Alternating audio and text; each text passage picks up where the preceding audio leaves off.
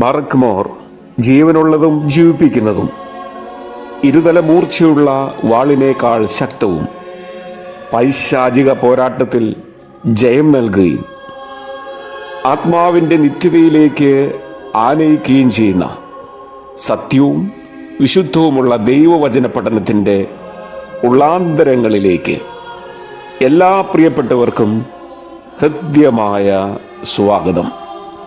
വിശുദ്ധ വേദപുസ്തക പഠന പരമ്പരയുടെ അനുഗ്രഹീതമായ പുതിയ ഒരു അധ്യായത്തിലേക്ക് നാം പ്രവേശിക്കുകയാണ്.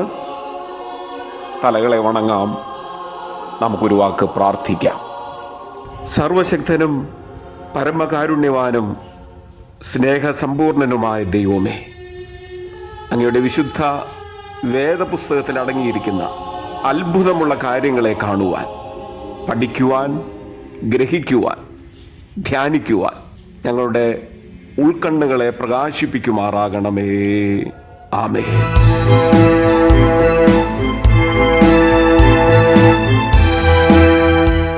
പിതാവിനും പുത്രനും പരിശുദ്ധരുമായിരിക്കും സ്തുതി.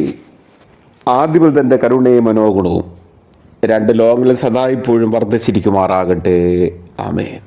ഇയ്യോബിൻ്റെ പുസ്തകത്തെക്കുറിച്ചാണ് നമ്മൾ പഠിച്ചു വന്നത്. ഇയ്യോബിൻ്റെ പുസ്തകം നമ്മെ ഓർമ്മപ്പെടുത്തുന്ന ഏറ്റവും പ്രധാനപ്പെട്ട കാര്യം ദൈവജനത്തിൻ്റെ നിത്യശത്രു ആരാണ്. ദൈവഭയത്തിലും ഭക്തിയിലും പരിശുദ്ധാത്മ നിറവിലും മുന്നോട്ട് പോകുന്നവരുടെ മേൽ ആപത്തുകളുടെയും അനർത്ഥങ്ങളുടെയും കൊടുങ്കാറ്റുകൾ ആഞ്ഞടിക്കുമ്പോൾ അവർ ആരാധിക്കുകയും സാക്ഷിക്കുകയും ചെയ്ത സർവശക്തനായ ദൈവം അവരെ രക്ഷിക്കുവാൻ താമസിക്കുമ്പോൾ ലോകം ദൈവസന്നിധിയിലുള്ള അവരുടെ പരമാർത്ഥതയെ ചോദ്യം ചെയ്യാറുണ്ട്.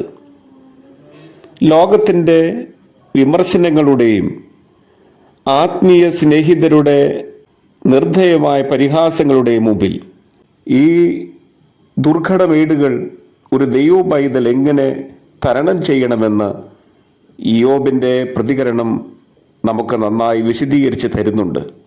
നാം ദൈവഭക്തിയിൽ വളരും തോറും നമ്മെ തകർക്കുവാൻ സാത്താൻ്റെ പരിശ്രമങ്ങളും വർദ്ധിച്ചു കൊണ്ടിരിക്കുമെന്ന് ഇയ്യോബിനെ കുറിച്ച് സാത്താൻ ദൈവസന്നിധിയിൽ നടത്തിയ ആരോപണം വ്യക്തമാക്കുന്നുണ്ട്.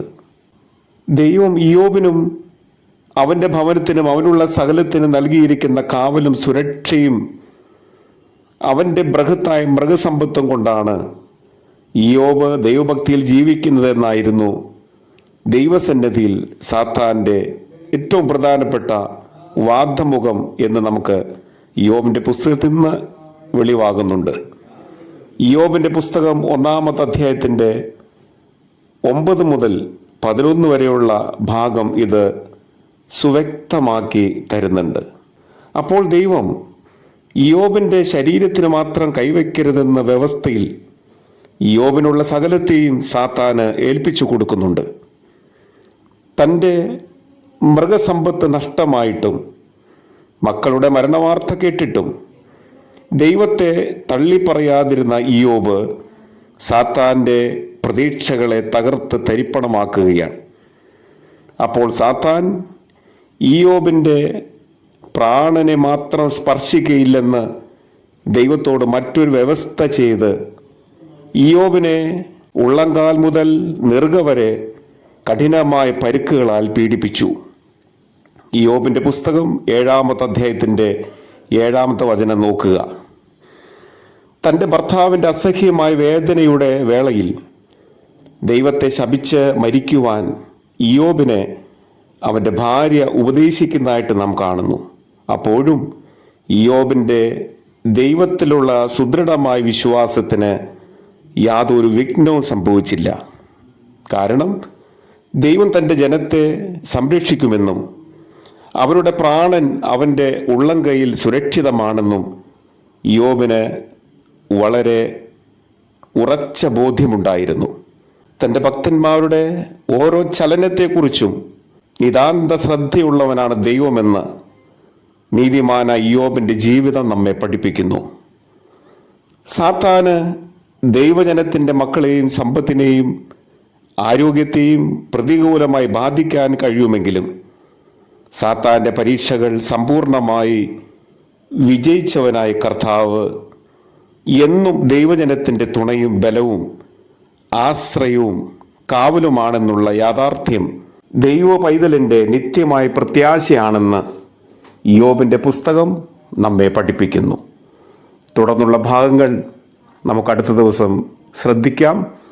ദൈവം നമ്മെല്ലാവരെയും അദൃശ്യമായ വലതുകരം നീട്ടി വാഴ്ത്തി അനുഗ്രഹിക്കുമാറാകട്ടെ.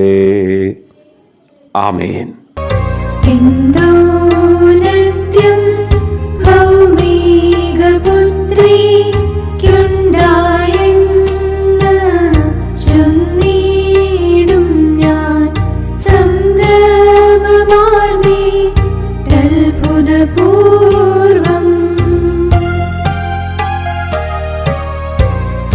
കാരുണ്യം സുതനെ താഴ്ത്തി സവിധേ ചേർത്തു ദൈവസുതൻ തൻ